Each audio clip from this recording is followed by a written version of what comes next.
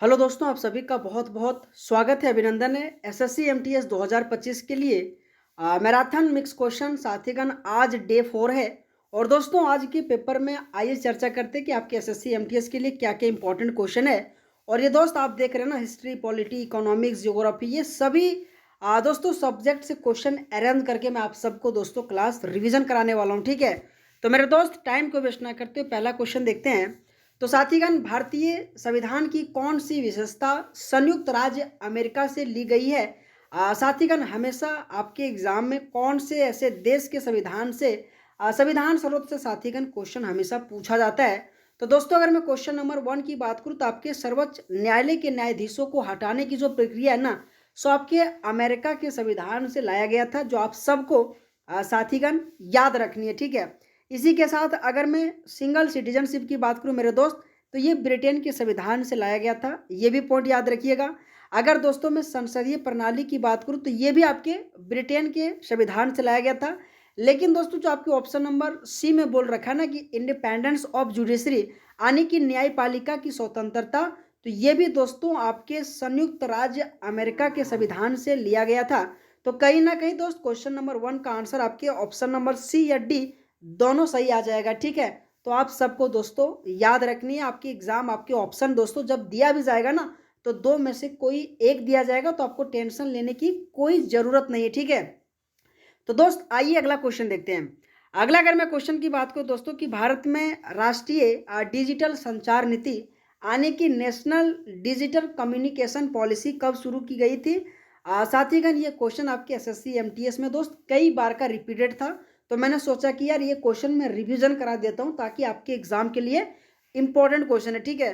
तो अगर मैं इस क्वेश्चन का आंसर की बात करूं तो 2018 आ जाएगा, ठीक है, कि 2018 में ही नेशनल डिजिटल कम्युनिकेशंस पॉलिसी को शुरू किया गया था, जो आप सभी को साथीगण याद रखनी है, ओके। अगला अगर मैं क्वेश्चन की बात करूं मेरे दोस्त कि भारत ने अपना पहला टेस्ट क्रिकेट मैच किस देश के खिलाफ खेला था? लेकिन दोस्तों मैं आप सबसे एक बात कहता हूं, आपके एग्जाम में जो ये क्वेश्चन है ना कि भारत ने पहला टेस्ट जो मैच है ना कौन से देश के खिलाफ खेला था, तो वहां पे दोस्त आप इंग्लैंड आंसर दे सकते हो। लेकिन अगर मैं पूछूं कि जो पहला कप्तान कौन था टेस्ट का, तो वही लोग अक्सर दोस्त फंस जाता है, ठीक है। तो सी के नायडू, ये भी नाम आप सबको दोस्तों इस क्वेश्चन के माध्यम से याद रखनी है। मैं पुनः कह रहा हूं, भारत ने अपना जो पहला टेस्ट क्रिकेट में जो खेला था ना, उसका कैप्टन का प्रतिनिधित्व किसने किया था? तो सी के नायडू ने। और अगर मैं कहूँ कौन से देश के खिलाफ खेला था, तो वहीं इंग्लैंड इस क्वेश्चन का दोस्तों आंसर आ जाएगा, जो आप सभी को याद रखनी है। अगर दोस्तों आप सभी को क्लास अच्छा लग रहा है, मेरे पढ़ाने का तौर तरीका आपको अच्छा लग रहा है, दोस्तों क्वेश्चन जिस तरीके से आपके एग्जाम में लेवल रहता है, मैं वही लेवल सेट करके दोस्तों लाता हूं। अगर दोस्तों मेरी मेहनत के लिए आप सबसे रिक्वेस्ट कर रहा हूं, एक बार साथीगण चैनल को जरूर सब्सक्राइब कर लीजिएगा, ताकि आपके एग्जाम आने तक दोस्त मैं इसी तरीके से एकदम फ्रेश फ्रेश और बेस्ट बेस्ट कंटेंट और क्वेश्चन के साथ में आपको दोस्तों क्लास देने के लिए दोस्तों मैं वादा करता हूं, ठीक है। तो दोस्त सब्सक्राइब करके जरूर जुड़िएगा, है ना। अगर मैं अगला क्वेश्चन की बात करूं मेरे दोस्त कि भारत की जनगणना 2011 के अनुसार ईसाई समुदाय की जनसंख्या का प्रतिशत कितना था? ये साथीगण आप सबको पता है ना कि जनगणना से संबंधित आपको हर एक मेरे छात्र मेरे स्टूडेंट को आसान आसान क्वेश्चन दोस्तों याद रहती है। जैसे कि साक्षरता वाला दोस्तों हर किसी को पता होगा 74.04%। अगर मैं कहूँ टॉप स्थान पे साक्षरता कौन सा है, तो केरल आप सबको कह सकते हो। अगर मैं कहूँ कम कहाँ है, तो सबसे बिहार आ जाएगा। उसी तरह से जनसंख्या घनत्व दोस्तों आपको बिहार, ये भी क्वेश्चन इंपॉर्टेंट है। लेकिन दोस्त इस तरीके से जब क्वेश्चन आता है ना, तो लोग अक्सर क्वेश्चन को छोड़कर आता है, ठीक है। तो दोस्तों आज के इस क्वेश्चन में आपको बताने कि ईसाई समुदाय की जनसंख्या का प्रतिशत कितना था सेंसस 2000 अकॉर्डिंग के अनुसार? तो दोस्त आप सबको याद रखनी 2.3% इस क्वेश्चन का राइट आंसर आ जाएगा, ठीक है। आप सभी को दोस्तों याद रखनी क्वेश्चन नंबर 4 का ऑप्शन नंबर 2 इस क्वेश्चन का राइट आंसर आ जाएगा, ठीक है। अगर दोस्तों मैं अगला क्वेश्चन की बात करूं कि झरोखा दर्शन की शुरुआत किस मुगल शासक ने की थी? ये भी क्वेश्चन दोस्तों बहुत ही इजी है, ठीक है। अगर दोस्तों आपने मुगल काल अच्छी तरीके से अकबर, बाबर, हुमायूं, शाहजहां से अगर पढ़े होंगे ना दोस्तों, तो झरोखा दर्शन से संबंधित आपको अकबर को देखने को मिला होगा, ठीक है। तो दोस्तों आपको याद रखने की जो झरोखा दर्शन है ना, सो मुगल जो आपके सबसे बड़े अगर मैं कहूँ दोस्तों, तो अकबर के द्वारा दोस्तों इसे शुरुआत किया गया था। जो आप सभी को साथीगण याद रखनी है। आपके एग्जाम में पुनः अगर क्वेश्चन पूछा जाए तो दोस्त आप सभी को याद करके रखनी है, ठीक है। अगर मैं अगला क्वेश्चन की बात करूं कि असंगठित मृदा की परत जो सेल पर जमी होती है उसे क्या कहा जाता है। दोस्त ये क्वेश्चन अगर आपको नहीं भी आता ना दोस्त, कोई दिक्कत वाली बात नहीं यार। जोश एग्जाम मैग्नेट टेलीग्राम चैनल में दोस्तों इस क्लास का पीडीएफ मैं अपलोड कर दूंगा।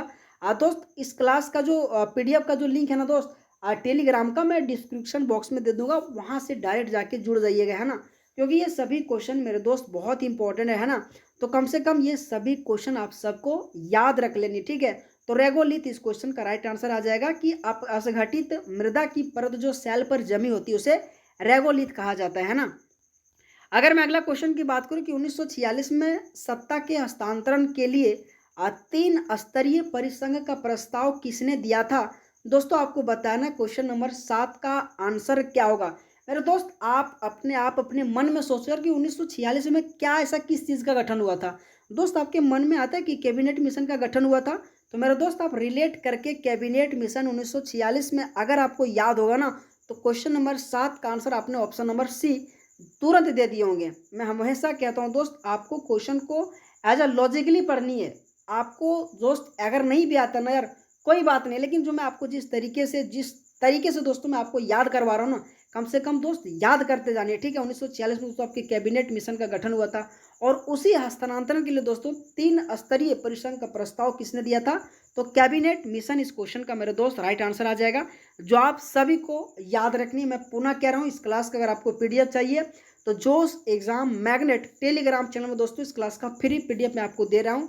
अगर दोस्तों आपको लेना है, अगर मैं इसी के साथ कहूँ दोस्तों, अपना एक रिव्यू भी दोस्तों कमेंट बॉक्स में जरूर दीजिएगा, है ना, कि किस तरह से ये क्लास का पीडीएफ है, क्लास कैसा लग रहा है ना। तो आपका बहुत बहुत स्वागत है ना। अगर दोस्तों मैं अगला क्वेश्चन की बात करूं कि शून्य आधारित बजट का मुख्य उद्देश्य क्या है। अगर दोस्तों मैं कहूं कि शून्य आधारित बजट का मुख्य उद्देश्य क्या है, दोस्तों आपने इस तरीके से क्वेश्चन कभी सॉल्व किया है। अगर दोस्तों आपने कभी भी नहीं सॉल्व किया ना यार, तो कोई दिक्कत वाली बात नहीं। मैं हमेशा कहता हूँ कम से कम पीडीएफ से रिविजन करो। दोस्त यहाँ पे आते हो तो जीवन में कुछ सीखने के लिए आओ, ठीक है। तो सभी गतिविधियों का जो वार्षिक मूल्यांकन करना होता है ना, उसी को दोस्त शून्य आधारित बजट के रूप में जाना जाता है, जो आप सभी को मेरे दोस्त याद रखनी है, ठीक है। अगर मैं अगला क्वेश्चन की बात करूं कि संसदीय प्रणाली में सरकार के प्रमुख को क्या कहा जाता है। आपके एग्जाम में दोस्तों हमेशा संसदीय प्रणाली से दोस्तों क्वेश्चन पूछा जाता है ना। और मैंने आपको कहा कि संसदीय प्रणाली कहाँ से लाया गया था, तो दोस्तों ब्रिटेन के संविधान से लाया गया था, जो बहुत इंपॉर्टेंट है। लेकिन अगर दोस्तों मैं कहूँ कि इनके प्रमुख कौन होते हैं, तो साथीगण वहीं पे प्राइम मिनिस्टर इस क्वेश्चन का राइट आंसर आ जाएगा, जो आप सभी को मेरे दोस्त याद रखने। मैं पुनः कह रहा हूँ संसदीय प्रणाली आने की पार्लियामेंट्री सिस्टम पूछूं कौन से देश के संविधान से लाया गया था, तो वहीं ब्रिटेन इस क्वेश्चन का मेरे दोस्त राइट आंसर आ जाएगा, ठीक है। अगर मैं अगला क्वेश्चन की बात करूं दोस्तों कि पंडित शिव कुमार शर्मा को किस वाद्य यंत्र को लोकप्रिय बनाने के लिए श्रेय दिया जाता है। हमेशा आपके एग्जाम में दोस्तों शिव कुमार शर्मा से क्वेश्चन आपके एग्जाम में पूछा जाता है, ठीक है। और दोस्तों तबला से आपके एग्जाम में जाकिर हुसैन बहुत बड़े नाम है, ठीक है। अगर दोस्तों मैं सितार की बात करूँ ना, तो सितार से भी दोस्तों आपके पंडित रविशंकर बहुत बड़े नाम है, ठीक है। सरोद से दोस्तों आपके अमजद अली खान, अमान अली खान, ठीक है। लेकिन अगर मैं इस क्वेश्चन का आंसर की बात करूं दोस्तों, तो संतूर वादक से संबंधित पंडित शिव कुमार शर्मा का एक बहुत बड़े नाम है, जिसके कारण से दोस्तों आपके एसएससी हो, आपके रेलवे हो, हमेशा आपके एग्जाम में क्वेश्चन पूछा जाता है, ठीक है। तो दोस्त आप सभी को याद रखनी है, ठीक है। अगर दोस्तों मैं अगला क्वेश्चन की बात करूं कि किस तत्व की आयनीकरण ऊर्जा किस गुण पर निर्भर करती है, जिसमें से दोस्तों आपको इस क्वेश्चन का क्या आंसर आ जाएगा बतानी है, ठीक है।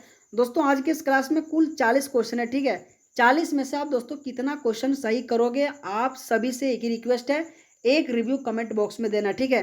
दोस्तों उससे ये फायदा होगा आपका कि आप आज की इस क्लास में इतना सही किए, कल के क्लास में दोस्त मानो 40 क्वेश्चन सही किया, परसों की क्लास में मान लो 35 क्वेश्चन सही किया, तो दोस्त कहीं ना कहीं आप यहाँ पे सीखने के लिए आते हो ना यार। तो कोई जैसा क्वेश्चन मान लो 10 क्वेश्चन हमसे नहीं बना, तो कम से कम 10 क्वेश्चन जाके पीडीएफ से रिवीजन करो, तो 40 में से 40 आज की इस क्लास में याद कर लिया। तो इसी तरीके से दोस्तों आप एग्जाम तक करते चला जाइए। ये क्वेश्चन बहुत ही अच्छे लेवल वाले हैं ना, और आपके एग्जाम में दोस्तों ये मोस्ट रिपीटेड क्वेश्चन है ना। तो परमाणु संख्या इस क्वेश्चन का राइट आंसर आ जाएगा, जो आप सभी को याद रखने, ठीक है, कि किसी तत्व की आयनीकरण ऊर्जा किस गुण पर निर्भर करती है। तो परमाणु संख्या इस क्वेश्चन का राइट आंसर आ जाएगा, है ना। अगला क्वेश्चन है कि मैकाले के संदर्भ में कौन सा कथन असत्य है। दोस्तों क्वेश्चन नंबर 12 का आंसर आपको बतानी, ठीक है। तो बताओ यार क्वेश्चन नंबर 12 का क्या आंसर आ जाएगा। दोस्तों ये क्वेश्चन बहुत इंपॉर्टेंट है और हमेशा आपके एग्जाम में ये क्वेश्चन पूछा जाता है। तो वे एक प्रायोगिक वैज्ञानिक थे, जिसके कारण से आपके एसएससी एमटीएस में मैकाले से संबंधित क्वेश्चन हमेशा पूछा जाता है ना। अगला अगर मैं क्वेश्चन की बात करूँ दोस्तों, इनमें से कौन सा एक विषम है। साथीगण बताओ इस क्वेश्चन का क्या आंसर आ जाएगा। राइबोसोम है, कोशिका झिल्ली है, आपकी लाइसोसोम है, नाभिकीय है, ठीक है, नाभिक है। तो दोस्तों ये भी क्वेश्चन बहुत इंपॉर्टेंट है और हमेशा जब इस तरीके से आपके एग्जाम में जब क्वेश्चन घुमा कर पूछता है ना यार, तो लोग कंफ्यूजन हो जाता है, ठीक है। तो राइबोसोम इस क्वेश्चन का मेरे दोस्त राइट आंसर आ जाएगा, है ना। अगला अगर मैं क्वेश्चन की बात करूं कि AIBA ओपन बॉक्सिंग में एक राउंड की अवधि कितनी होती है। हमेशा दोस्तों आपके एग्जाम में AIBA ओपन से संबंधित क्वेश्चन पूछा जाता है ना। तो बताओ यार इस क्वेश्चन का क्या आंसर आ जाएगा। बहुत इंपॉर्टेंट यार क्वेश्चन नंबर 14 आपको बतानी इस क्वेश्चन का क्या आंसर आ जाएगा, ठीक है। जिसमें से 2 मिनट, 3 मिनट, 4 मिनट, 5 मिनट आपके ये ऑप्शन दिया गया है ना। तो मेरे दोस्त आप सभी को याद रखने 3 मिनट इस क्वेश्चन का राइट आंसर आ जाएगा, ठीक है। अगर मैं अगला क्वेश्चन की बात करूं कि भारत में सबसे अधिक वर्षा कहाँ पे होती है। दोस्तों ये क्वेश्चन बहुत ही लल्लू क्वेश्चन है, बहुत ही इजी क्वेश्चन है। दोस्तों मैं आपको एक हिंट दे रहा हूँ, ये मेघालय जो कि स्टेट है वहाँ पे सबसे ज़्यादा होता है, लेकिन मेघालय के कौन से स्थान में होता है आपको दोस्तों आंसर बतानी है, ठीक है। तो बताओ यार इस क्वेश्चन का क्या सही जवाब आएगा, मैं उम्मीद करता हूँ आप सबसे, ठीक है। तो दोस्तों इस क्वेश्चन का आंसर मौसिनराम आ जाएगा, ठीक है, कि मेघालय के मौसिनराम एक ऐसे स्थान है जहाँ पे भारत में सबसे अधिक वर्षा होती है, जो आप सबको याद रखनी है, ठीक है। अगर मैं अगला क्वेश्चन की बात करूँ कि मनरेगा अधिनियम भारत सरकार द्वारा किस वर्ष पारित किया गया था। साथीगण आपको बताने की जो मनरेगा अधिनियम है ना, सो भारत सरकार द्वारा कब पारित किया गया था। तो 2005 इस क्वेश्चन का दोस्तों राइट आंसर आ जाएगा, जो आप सभी को याद रखनी है, ठीक है। अगर मैं अगला क्वेश्चन की बात करूँ कि पाखू इटू नृत्य किस राज्य के एक आबतानी जनजाति से संबंधित है। दोस्तों अगर आपने एसएससी एग्जाम की अगर तैयारी करते होगे ना, तो पाखू ईटू नृत्य कभी आपने सुना है। दोस्तों मेरे को लगता है ना यार, आप जितने भी इस क्लास को मेरे दोस्त देख रहे हो ना, 90% ऐसे मेरे दोस्त इस क्वेश्चन का आंसर आप गलत करोगे, मुझे पूरे की पूरी गारंटी है मेरे दोस्त। और अगर दोस्तों आपने 10% अगर ऐसे मेरे ऐसे छात्र कोई हैं और अगर आपको दोस्तों पहले से आंसर पता था, तो दोस्त आप सबसे मैं रिक्वेस्ट कर रहा हूँ क्वेश्चन नंबर 17 का आंसर आप एक बार कमेंट बॉक्स में करना। मैं दोस्त जब कमेंट देखूंगा ना यार, तो वाकई में आपके लिए मैं तारीफ भरा एक कमेंट लिखूंगा, ठीक है। तो मैं उम्मीद करता हूँ दोस्त अगर आपको इस क्वेश्चन का आंसर पता होगा तो कमेंट बॉक्स में जरूर आंसर कीजिएगा, ठीक है। लेकिन खैर कोई नहीं, अरुणाचल प्रदेश इस क्वेश्चन का मेरे दोस्त राइट आंसर आ जाएगा, जो आपके आबतानी जनजाति के द्वारा दोस्तों ये संबंधित है ना। अगर मैं अगला क्वेश्चन की बात करूं कि अल्पासी महोत्सव हर साल किस राज्य में मनाया जाता है। तो दोस्तों आपको बताने कि अल्पासी जो महोत्सव है, कौन से ऐसे राज्य में सेलिब्रेट किया जाता है। तो दोस्तों आप सबको याद है, नहीं याद है कोई बात नहीं, केरल इस क्वेश्चन का राइट आंसर आ जाएगा, ठीक है। अगर मैं अगला क्वेश्चन की बात करूं कि 2001 में पद्मश्री प्राप्त करने वाली ओडिसी नृत्यांगना कौन है। दोस्तों आपके एग्जाम में जितने भी क्लासिकल डांस से संबंधित कलाकार है, उनको कौन कौन से साल में कौन से पुरस्कार से सम्मानित किया गया। ये क्वेश्चन कभी भी करंट अफेयर में दोस्तों काउंट मत करना, क्योंकि इस तरीके से हमेशा आपकी क्लासिकल डांस से संबंधित कलाकार से संबंधित क्वेश्चन आपके एग्जाम में पूछा जाता है ना। तो सोनल मानसिंह दोस्तों बहुत बड़े नाम है जो आपके ओडिसी से संबंधित है, लेकिन क्वेश्चन नंबर अगर मैं 19 की बात करूँ तो शोभा नायडू इस क्वेश्चन का राइट आंसर आ जाएगा, जो आपके 2001 में पद्म श्री से संबंधित दोस्तों से प्राप्त किया गया था ना। अगर मैं अगला क्वेश्चन की बात करूं कि पेलेग्रा रोग किस विटामिन की कमी से होता है।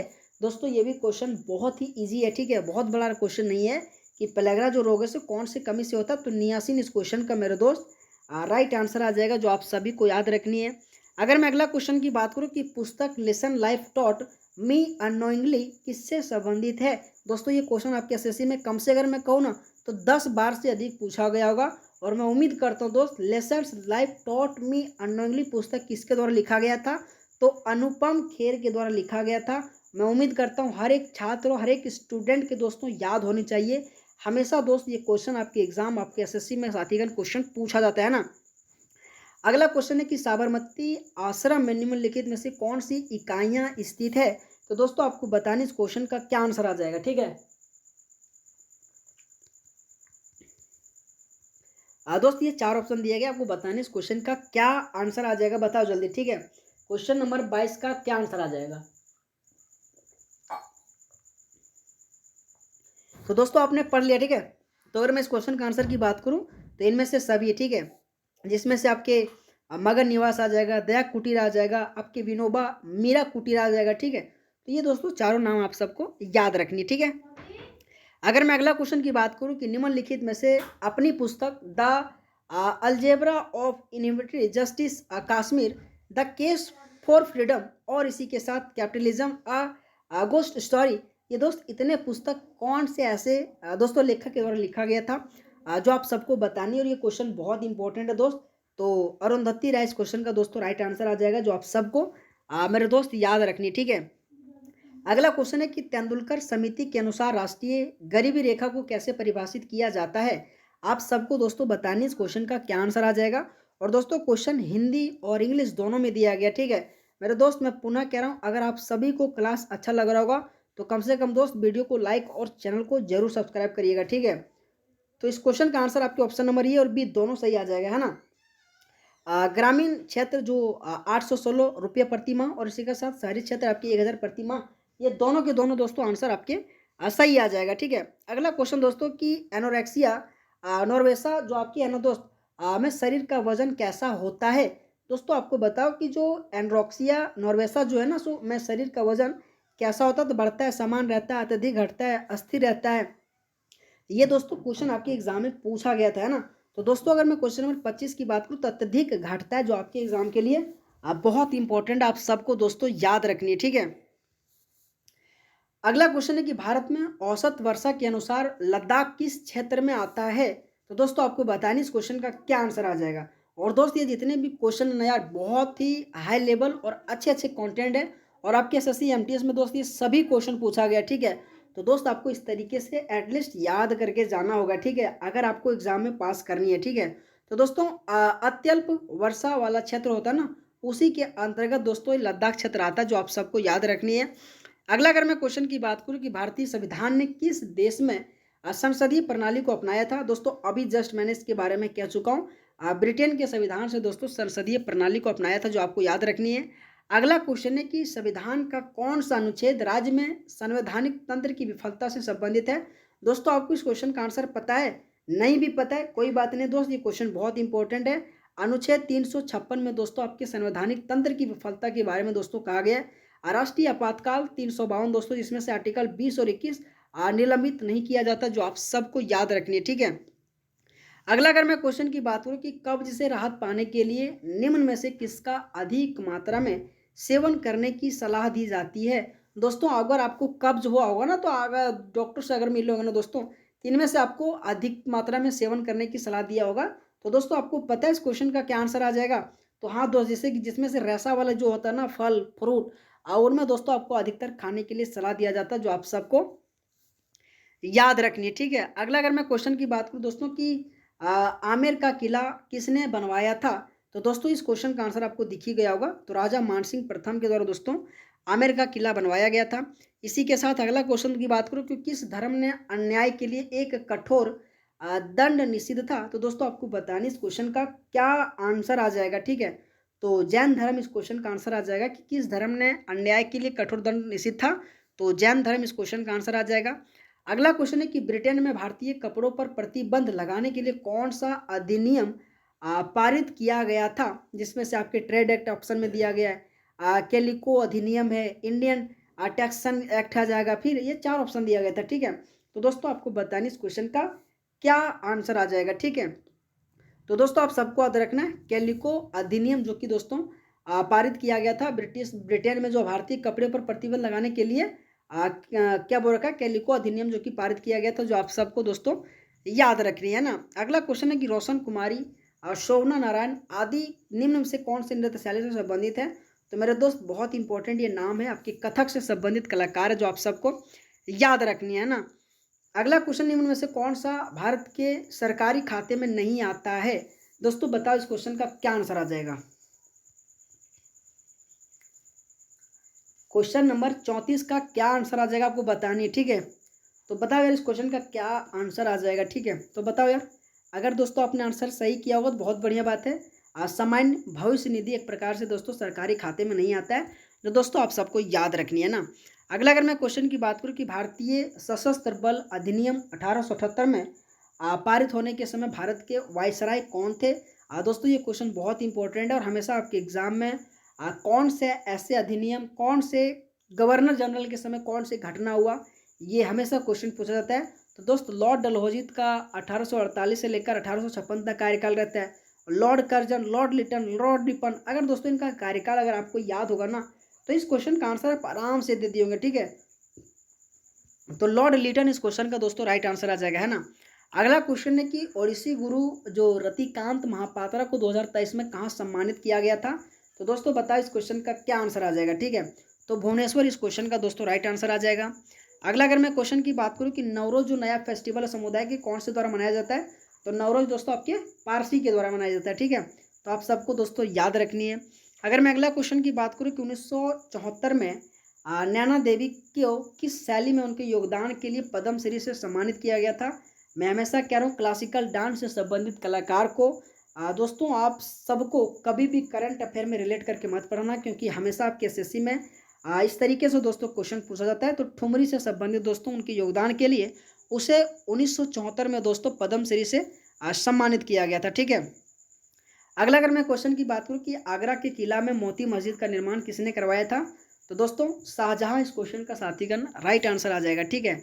और दोस्त इस क्लास का अंतिम क्वेश्चन है कि 1983 क्रिकेट विश्व कप फाइनल में भारत की ओर से सर्वाधिक 38 रन किसने बनवाया था? दोस्तों अगर आपने क्रिकेट में चॉइस होंगे तो दोस्त इस क्वेश्चन का आंसर आप दे सकते होंगे, लेकिन दोस्त बहुत ही अच्छे क्वेश्चन और बहुत सिंपल क्वेश्चन है, ठीक है। दोस्त कपिल देव और रवि शास्त्री आप काट दो, लेकिन मोहिंदर अमरनाथ और कृष्णाचारी श्रीकांत दोस्तों ये दो ही में से आप कन्फ्यूजन हो सकते हो, ठीक है। लेकिन दोस्त आपको कन्फ्यूजन नहीं होना है, कृष्णमचारी श्रीकांत दो इस क्वेश्चन का दोस्तों राइट आंसर आ जाएगा। तो दोस्त आप सबको क्लास कैसा लगा? अगर आप सबको क्लास अच्छा लगा होगा तो दोस्त वीडियो को लाइक करना और चैनल को जरूर सब्सक्राइब करना। लेकिन मैं वही कह रहा हूँ दोस्त, अगर आपको इस क्लास का पीडीएफ चाहिए तो जोश एग्जाम मैग्नेट टेलीग्राम चैनल में दोस्तों जरूर जुड़िएगा। तो ऑल द बेस्ट आप सबका, थैंक यू सो मच सभी मेरे साथ।